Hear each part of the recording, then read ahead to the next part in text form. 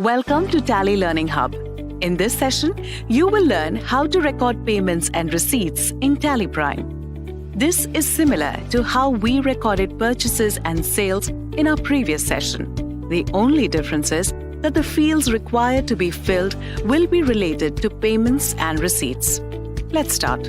Press V for vouchers. Press F5 for payment. Press F2 to set the date. I want to set the date to 5th April. You will notice that automatically Tally changes the date to 5th April, assuming that since our last transaction was on 4th April, we will want to change the date to the next date. Let us record a payment made for the rent. Since this is a payment, Tally first asks for the ledger from which the payment is made. This can be either the cash or the bank ledger. Press spacebar and you will see the list of cash or bank ledgers you've created. Select the ledger. I'm selecting the bank ledger. Now, let's select the ledger to which the payment is made. Press spacebar to see the list of ledgers and select the ledger. I'll select the rent ledger. Enter the amount. Press enter until you get this bank allocation screen. Here, you can enter the method by which you're making the payment. Check, transfer, or others. Depending on the method of payment, you can enter the check number or UTR number if required.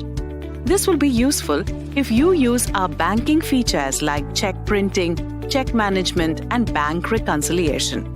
Enter the narration if required.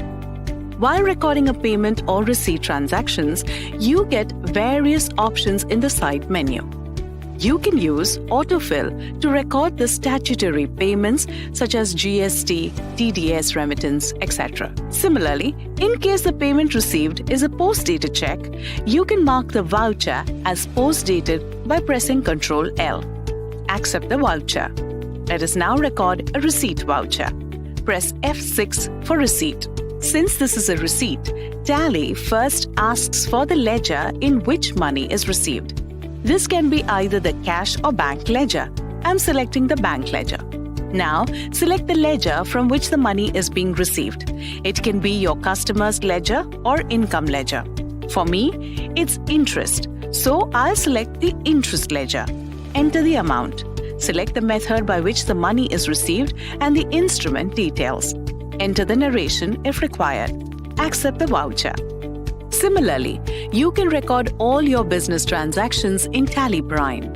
There's no need to get confused by which ledger to debit or credit. Just select the type of transaction and enter the details required.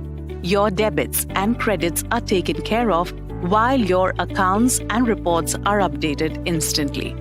Anytime you want to change to double entry mode, press Ctrl+H for change mode and select double entry.